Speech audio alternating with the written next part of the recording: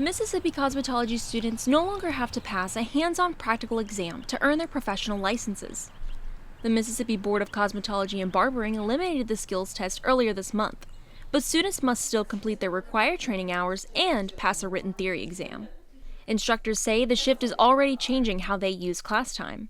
Sylvina Buckley owns Hair Station Studio College of Beauty in Petal. Matter of fact, removing the practicals actually helped us to be able to hone in on the skills even more that the students are weak in. Buckley says without preparing students for a state-administered skills test, instructors can spend more time strengthening individual techniques.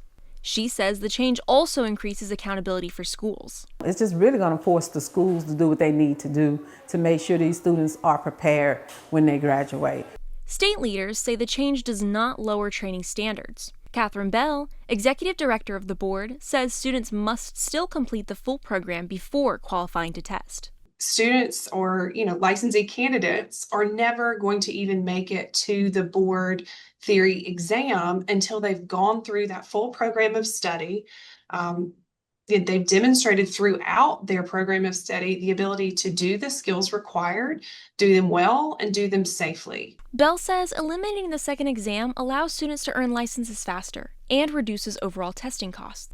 Reporting for the Roy Howard Community Journalism Center, I'm Kristen Kaler.